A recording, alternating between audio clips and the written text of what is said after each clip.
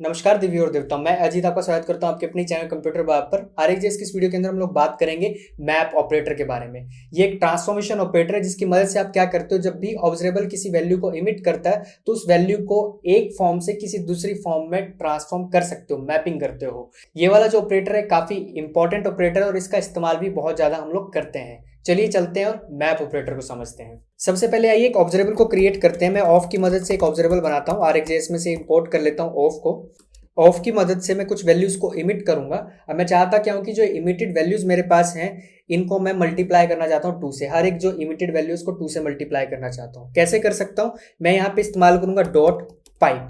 मैंने पाइपेबल ऑपरेटर्स का जो कंसेप्ट है पिछली वीडियो में समझा दिया है, तो वो जाके जरूर आप चेक करें। यहाँ पे हम इस्तेमाल कर रहे हैं डॉट पाइप, क्योंकि ये जो ऑफ है इसने एक ऑब्जर्वेबल का इंस्टेंस लौटाया, तो हर एक ऑब्जर्वेबल के इंस्टेंस पे पाइप नाम का जो मेथड है वो अवेलेबल होता है। मैं यहाँ पे कहूँगा पाइप करना है मुझे। अब मैं इस्तेमाल करूंगा किसको? यहाँ पे एक पाइपेबल ऑपरेटर को। और वो कौन सा ऑपरेटर है जिसका आज हम लोग बात करने जा रहे हैं? मैप ऑपरेटर है। कैसे आएगा वो? इंपोर्ट करेंगे हम लोग मैप को। आरएक्सजेएस/ऑपरेटर्स में से मैप को हम यहाँ पे बुला लेते हैं। पाइप में आकर मैं कहूँगा मैप, और ये मैप जो हमारे पास फंक्शन है ये कॉल बैक फंक्शन रिसीव करता है अपने पास। इसको पैरामीटर में एक कॉल बैक फंक्शन हमें देना पड़ता है, और इस कॉल बैक फंक्शन के अंदर आपके पास 2 चीज़ें अवेलेबल होती हैं। पहली चीज़ होती है वैल्यू, दूसरे नंबर पे होता है इंडेक्स। वैल्यू ऑफ कोर्स हमें पता है 1 2 3 ये जो भी इमिटेड होगी, और इंडेक्स 0 1 से जो भी स्टार्ट होंगे वो इंडेक्स हमारे पास होंगे। बारी बारी से क्योंकि इमिटेड हो रही है तो उनके इंडेक्स भी मिलते हैं हमें। अब क्योंकि मुझे मल्टीप्लाई करना था 2 से हर एक वैल्यू को, तो मैं यहाँ पे कहूँगा जो भी मेरी वैल्यू है उसको मल्टीप्लाई कर दो 2 से। जब ये वैल्यू मैं मल्टीप्लाई कर दूंगा तो मुझे इस वैल्यू को रिटर्न करना होगा, ताकि क्या हो सके, सब्सक्राइब जब मैं फाइनली इसको करूंगा तो मुझे वो वैल्यू मिले। इसलिए मुझे इस वैल्यू को क्या करना पड़ेगा? रिटर्न करना पड़ेगा। एक चीज आपको ध्यान यहाँ पे रखनी है कि मैप में हमेशा हम रिटर्न करते ही करते हैं एक वैल्यू को, क्योंकि मैपिंग की बात कर रहे हैं ना। एक स्टेट से मैंने इसको दूसरी स्टेट में ट्रांसफॉर्म कर दिया। पहली स्टेट क्या थी कि वो एक सिंगल आइटम थी, लेकिन मैंने उसको मैप किस में कर दिया? मल्टीप्लाई 2 करके मैप कर दिया। अभी इंडेक्स का मैं इस्तेमाल भी आपको करके दिखाऊंगा, लेकिन पहले इसको मैं क्या करता हूँ, सब्सक्राइब कर देता हूँ जो ये फाइनल मेरे पास ऑब्जर्वेबल थी। एक चीज यहाँ पे ध्यान देने की कि मैंने सब्सक्राइब जो किया है वो किसके बाद किया है? पाइप के बाद किया है। पहले हम लोग सब्सक्राइब नॉर्मली कैसे करते थे, ऐसे ही जो भी ऑब्जर्वेबल है इंस्टेंस उसके बाद सब्सक्राइब लगा देते। लेकिन अब की बार मैंने क्या किया कि पहले पाइप करो, इस तरह की ट्रांसफॉर्मेशन लगाओ, इस तरह के पाइपेबल ऑपरेटर से पास करो। और पाइपेबल ऑपरेटर हम लोग जानते हैं वो रिटर्न क्या करते हैं? एक ऑब्जर्वेबल को रिटर्न करते हैं, एक न्यू ऑब्जर्वेबल को रिटर्न करते हैं। तो जो फाइनल ऑब्जर्वेबल होगी उसको मैं सब्सक्राइब कर रहा हूँ। किसकी मदद से? पाइप की मदद से कर रहा हूँ। यहाँ पर कंसोल पे मैं इसको लॉक कर देता हूँ। आउटपुट में आप देख पा रहे हैं कि ट्रांसफॉर्म होकर हमें वैल्यूज मिल गई हैं। हर एक वैल्यू 2 से मल्टीप्लाई हो गई है।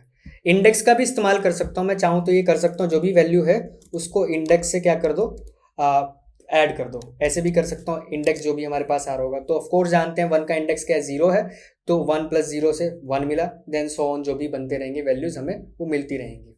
ये चीज़ ध्यान रखनी है, पहले नंबर पे वैल्यू, दूसरे नंबर पे हमें इंडेक्स मिलता है। सेम जैसे एरे का हायर ऑर्डर फंक्शन होता है ना मैप, वैसा ही है सेम। यहाँ पे वैल्यू मिल रही है, फिर इंडेक्स मिल रहा है, जो आपको करना है काम रिटर्न कर दो ट्रांसफॉर्म करके। इस चीज़ को थोड़ा और सिंप्लीफाई मैं कर सकता हूँ ताकि आपको समझ आए। ये जो सिंटेक्स मैंने लिखा है यहाँ पर हमने किया क्या है, पहले जो भी हमारे पास नंबर्स थे उनकी एक ऑब्जर्वेबल बनाई।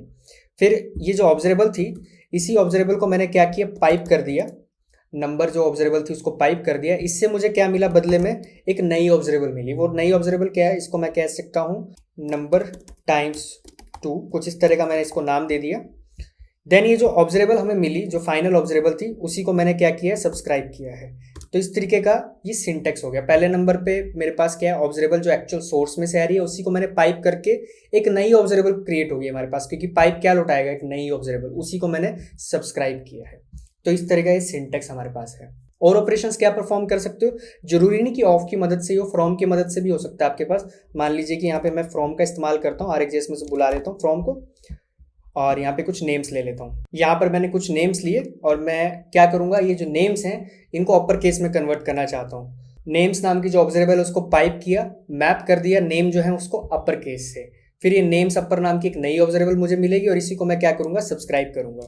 जो अपर में मेरे पास नेम्स थे उसको मैंने सब्सक्राइब कर दिया है। रिजल्ट हमें क्या मिल रहा है? अपर केस में वैल्यूज मिल जा रही हैं। एक चीज़ मैं आपको क्लियर कर दूँ कि अगर मैं यहाँ पे इसको नेम्स के साथ सब्सक्राइब करता हूँ, ये नेम्स वाले सब्सक्राइब करता हूँ, तो ये मत सोचिए कि अपर में होके हमें मिलेगा। क्यों?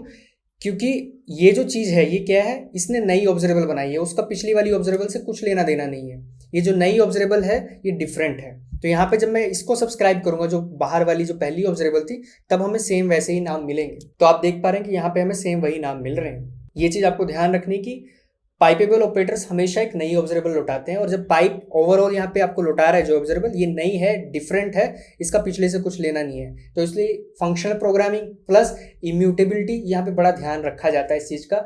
RxJS ऑब्जर्वर पैटर्न पे बना हुआ है और ये सारी चीजें इसके अंदर मिल जाती हैं हमें, फंक्शनल प्रोग्रामिंग वगैरह। ये चीज मैंने पहली वीडियो में भी समझाई हुई है, आप जाके जरूर चेक करना। चलिए एक एग्जांपल और देखते हैं, जहां पर मैं क्या करूंगा, जो डॉम इवेंट हमारे पास होते हैं उनके साथ अगर मुझे काम करना हो और मैप करनी हो, वैल्यूज ट्रांसफॉर्म करनी हो, तो कैसे कर सकते हैं। सबसे पहले आइए देखते हैं कि क्लिक इवेंट जो होता है उसकी वैल्यूज को अगर मुझे ट्रांसफॉर्म करना हो तो ये कैसे यूजफुल हो सकता है, दिखाता हूँ। फ्रॉम इवेंट की मदद से मैंने कहा कि डॉक्यूमेंट पे लिसन करना क्लिक इवेंट को। यहाँ पर जब मैं इसको सब्सक्राइब करता हूँ तो हम लोग जानते हैं कि हमें क्या मिलेगा, पूरा का पूरा जो इवेंट ऑब्जेक्ट होता है वो मिल जाएगा। तो जब भी मैं यहाँ पर क्लिक करूंगा तो आप देख पा रहे हैं कॉन्सोल पे हमारे पास पॉइंटर इवेंट जो है पूरा पूरा मिल जा रहा है। मैं चाहता क्या हूँ कि मैं एक्सट्रैक्ट करना चाहता हूँ एक्स और वाई कोऑर्डिनेट, सिर्फ ये मैं पूरा का पूरा इवेंट नहीं चाहता हूँ। तो मैप यहाँ पे मेरा हेल्प कर सकता है इस चीज को अचीव करने में।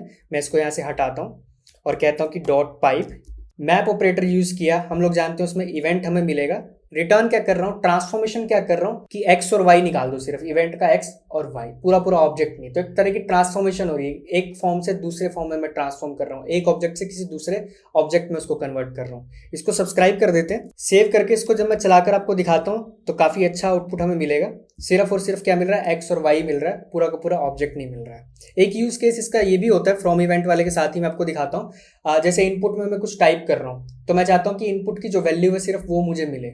तो वहां भी उस तरह की अगर मुझे ट्रांसफॉर्मेशन चाहिए, पूरा ऑब्जेक्ट नहीं चाहिए, तो वो भी कर सकता हूँ।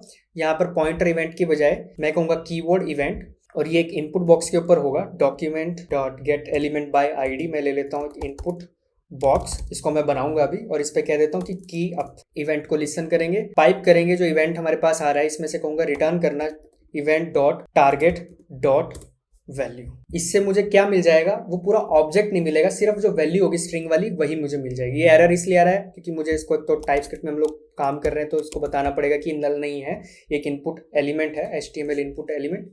और इधर हम लोग आ जाते हैं तो इसको भी कन्वर्जन कर लेते हैं हम लोग। वैसे जरूरत नहीं होती, नॉर्मली जब हम लोग काम कर रहे हो टाइपस्क्रिप्ट में थोड़ा ध्यान देना पड़ता है इस चीज़ का। तो मैं यहाँ पे कह रहा हूँ कि ये क्या होगा, मेरे पास एक HTML इनपुट एलिमेंट होगा और उसी की मुझे वैल्यू चाहिए। आप चाहो तो normally event dot target dot value भी कर सकते थे, लेकिन टाइपस्क्रिप्ट में कर रहे हैं काम तो ध्यान देना पड़ेगा। इसको बना लेते हैं इनपुट बॉक्स को और फिर मैं आपको दिखाता हूँ। index.html में आकर मैं यहाँ पे एक इनपुट बॉक्स ले लेता हूँ और इसको ID दे देते हैं इनपुट बॉक्स। यहाँ पर जैसे ही मैं करता हूँ अजीत, तो जब भी टाइप कर रहा हूँ तो यहाँ पे मुझे वैल्यू मिल जा रही है। काफ़ी इंटरेस्टिंग है, देखा, काफ़ी यूजफुल है। मुझे कीअप की बजाय इसको चेंज करना चाहिए, नहीं तो बार बार वो दिखता रहेगा जब भी मैं टाइप करूँगा। मैं करता हूँ अजीत, तो आप देख रहे हैं यहाँ पे वैल्यू मुझे मिल जा रही है। अगर मैं करता हूँ यहाँ पे रोनाल्डो, एंटर करता हूँ या फिर बाहर की तरफ आता हूँ तो आप देख पा रहे हो वैल्यू मिल जा रही है। तो देखने वाली बात यहाँ पे ये थी कि अगर मैं यहाँ पे मैप ऑपरेटर का इस्तेमाल नहीं करता तो मुझे यहाँ पे सब्सक्राइब के अंदर क्या करना पड़ता है, event dot target dot value ऐसे करना पड़ता। तो इसलिए मैप वाला काफ़ी यूजफुल ये पाइपेबल ऑपरेटर आपके पास है। एक एग्जांपल और देता हूँ मैं आपको कि अगर आप किसी API पे रिक्वेस्ट डाल रहे हो और उसमें कोई रिस्पॉन्स आ रहा है, उस रिस्पॉन्स में से किसी पर्टिकुलर फील्ड को ही आप चाहते हो तो वो कैसे कर सकते हो, मैपिंग वो वाली करके दिखाता हूँ। यहाँ पर मैं RxJS/Ajax में से एजेक्स ऑपरेटर को बुला रहा हूँ। ये एक क्रिएशन ऑपरेटर है जिसकी वजह से आप क्या कर सकते हो, HTTP रिक्वेस्ट को परफॉर्म कर सकते हो। इसके ऊपर भी मैंने वीडियो बना रखी है, पाई बटन पे जाके चेक करना या फिर डिस्क्रिप्शन में आपको लिंक मिल जाएगा। यहाँ पर मैं क्या कर रहा हूँ, गेट रिक्वेस्ट को परफॉर्म कर रहा हूँ इस API राउट पे, इस एंड पॉइंट पे। ये मुझे क्या लौटाएगा, यूजर्स का एक एरे लौटाएगा जिसके अंदर काफी सारे यूजर्स होंगे। यहाँ पर मैंने एक इंटरफेस भी बना लिया क्योंकि टाइपस्क्रिप्ट में काम कर रहे हैं कि उसमें नेम होगा, ID होगा, ईमेल होगा, इस तरह की चीजें मैंने यहाँ पे बना दी हैं। और ये जो यूजर, इसकी टाइप भी दे दी कि ये एक एरे लौटाने वाला है। बेसिकली वही फिर बात आ गई, टाइप्स के बारे में बात कर रहे हैं। यहाँ पर इंटरेस्टिंग चीज़ देखने की क्या है, मैं पाइप कर रहा हूँ कि जब रिजल्ट आ जाएगा तब मुझे क्या करना है, यूजर्स की जो लिस्ट मेरे पास आ रही है वो सारे यूजर्स को मैप कर देना, उसका सिर्फ नेम ही निकालना है, यूजर्स का नेम ही चाहिए, सारा ऑब्जेक्ट मुझे नहीं चाहिए। मैं एक बार आपको बिना इसके भी करके दिखाई देता हूँ। यहाँ पर आप देख पा रहे हैं कि जब मैंने सब्सक्राइब किया डायरेक्टली इसको बिना पाइप के, तो इस तरह के ऑब्जेक्ट्स मुझे मिल जा रहे हैं। चाहता मैं क्या हूँ कि सिर्फ नेम ही मेरे पास आए, इसलिए मैंने क्या लॉजिक लगाया कि पाइप कर दो एक ऑपरेटर में से जिसका नाम क्या है, मैप ऑपरेटर, और वो ट्रांसफॉर्म कर देगा जो भी यूजर्स के जो एरे की लिस्ट है उसमें नेम जो आ रहे हैं वो सारे नेम मुझे मिल जाएंगे। इसी को सब्सक्राइब कर देते हैं। तो ट्रांसफॉर्मेशन हो रही है, सिर्फ नेम ही ले रहा हूँ, यहाँ पर सिर्फ मुझे अब नेम्स ही मिल जा रहे हैं। देखा कितना काम का मैप, इसलिए मैंने आपको बोला था बहुत ज़्यादा ये यूज़ में आता है, काफ़ी मददगार है ये। मैप ऑपरेटर के बारे में हमने इतना समझ लिया कि ये क्या करता है, एक वैल्यू को किसी एक स्टेट से या फिर एक फॉर्म से किसी दूसरी शेप या दूसरी फॉर्म में ट्रांसफॉर्म कर देता है। यहीं पे एक इंटरेस्टिंग चीज़ निकल कर आती है कि अगर आपके पास ऐसा हो कि मैप जो है वो कर तो रहा है ट्रांसफॉर्म किसी दूसरी स्टेट के अंदर, लेकिन अगर वो बदले में एक ऑब्जर्वेबल ही लौटा रहा हो। यहाँ पे तो अभी क्या है कि ये प्रीमिटिव वैल्यूज ही आ रही हैं, जितने भी अभी हमने एग्जांपल देखे उन सब में क्या एक प्रीमिटिव वैल्यू ही आ रही थी, कोई ऑब्जर्वेबल रिटर्न नहीं हो रही थी। एक छोटा सा एग्जांपल देता हूँ कि जिसमें मैप क्या रिटर्न करेगा, एक ऑब्जर्वेबल को ही रिटर्न करेगा। ट्रांसफॉर्मेशन किसमें होगी, एक ऑब्जर्वेबल में ट्रांसफॉर्मेशन होगी। ये जो अपर केस में मैं कन्वर्ट कर रहा हूँ, यहाँ पर मैं क्या कहता हूँ कि ऑफ नाम का ऑपरेटर ले लेता हूँ, क्रिएशन ऑपरेटर। इससे क्या होगा कि मैप तो कर रहा है, ये मैप कर रहा है किसमें, अपर केस में, लेकिन ये बदले में क्या लौटा रहा है, एक ऑब्जर्वेबल को ही लौटा रहा है। अगर मैं इसको सब्सक्राइब करता हूं तो आपको क्या लगता है रिजल्ट क्या आएगा? सोचने में तो लगता है कि सारे अपर केस में मिल जाएंगे, मिल तो जाएंगे, लेकिन वो रैप होंगे किसके अराउंड, एक ऑब्जर्वेबल के अराउंड। तो इसकी जो रिटर्न वैल्यू है मैप की वो क्या है, एक इसने ट्रांसफॉर्मेशन करी नेम की एक नई ऑब्जर्वेबल के अंदर। सब्सक्राइब करता हूं तो आप बहुत सारी ऑब्जर्वेबल्स वहां पे देखेंगे, जितने भी नेम्स हैं वो सारी ऑब्जर्वेबल्स वहां पे आएंगी। यहाँ पे आउटपुट में आप देख पा रहे हो कि 4 ऑब्जर्वेबल्स हमारे पास आ रही हैं। अब इन ऑब्जर्वेबल्स को मुझे सब्सक्राइब करना पड़ेगा, क्योंकि इसकी रिटर्न वैल्यू क्या थी, फिर से बता रहा हूँ कि इसने एक ऑब्जर्वेबल लौटाई, कोई प्रीमिटिव वैल्यू, कोई डायरेक्ट वैल्यू नहीं लौटाई, कोई अनरैप करके नहीं लौटाई। तो यहाँ पर अगर मुझे इसके साथ काम करना है तो मैं क्या करूंगा, जो भी मेरे पास ऑब्जर्वेबल आ रही है सब्सक्राइब के अंदर कहूंगा और फिर दोबारा से उसको सब्सक्राइब करूंगा, क्योंकि ऑब्जर्वेबल मिलेगी हमें, उसको सब्सक्राइब करेंगे तो कौन से पे वैल्यू मिल जाएंगी। इस तरह की कुछ चीज होगी। तो यहाँ पर जो भी हमने सिनेरियो देखा उसके अंदर क्या हुआ कि इसने ऑब्जर्वेबल एक लौटाई, पहले जैसा ही कर देता हूँ इसको कि मैप तो करा लेकिन ये एक ऑब्जर्वेबल लौटा रहा है। तो जब ये ऑब्जर्वेबल एक ऑब्जर्वेबल को ही लौटाता है, यहाँ पे आप देखो कि ये एक ऑब्जर्वेबल है और ये बदले में क्या लौटा रही है, एक ऑब्जर्वेबल ही लौटा रही है। तो इस तरह की चीज को हम लोग बोलते हैं हायर ऑर्डर ऑब्जर्वेबल। और इनके साथ काम करना थोड़ा कॉम्प्लिकेटेड होता है, इनके साथ काम करने के लिए हमारे पास अलग तरह के ऑपरेटर्स हैं। ये पूरा कंसेप्ट ही एक अलग चीज है। इस चीज के ऊपर हम लोग चर्चा करेंगे नेक्स्ट वीडियो के अंदर कि हायर ऑर्डर ऑब्जर्वेबल क्या होती है और फिर इनके साथ काम कैसे किया जाता है। ये काफी पावरफुल कंसेप्ट है RxJS का, हायर ऑर्डर ऑब्जर्वेबल्स, और बहुत ज्यादा हम इसका इस्तेमाल भी करते हैं, क्योंकि कॉम्प्लेक्स लॉजिक जब हमारा हो जाता है उसके अंदर ऑब्जर्वेबल जो एक दूसरी ऑब्जर्वेबल को लौटा रहा है, तो इस तरह का काम हमें करना पड़ता है। वो नेक्स्ट वीडियो में पहले हम समझेंगे कि हायर ऑर्डर ऑब्जर्वेबल का कंसेप्ट क्या होता है। उम्मीद करता हूँ इस वीडियो से आपको मैप ऑपरेटर क्लियर हो गया होगा कि कैसे इसके साथ काम करते हैं। तो वीडियो को लाइक करते हुए जाना, शेयर करना, चैनल को भी सब्सक्राइब करना, बेल आइकन दबाएं ताकि आपको नोटिफिकेशन मिल जाए। कमेंट में आप अपने विचार भी मुझे बताएं, फीडबैक दें। आप मुझे ट्विटर पे फॉलो भी कर सकते हैं और डिस्कॉर्ड पे हमारी कम्युनिटी है, वहां आके ज्वाइन करें। कोई भी समस्या हो तो समाधान के लिए मैं आपको मिल जाऊंगा। भक्तजनों में मिलता हूँ जल्दी आपसे नेक्स्ट वीडियो में, जहाँ पे हम हायर ऑर्डर ऑब्जर्वेबल्स के बारे में बात करेंगे। वीडियो देखने के लिए आपका बहुत बहुत धन्यवाद।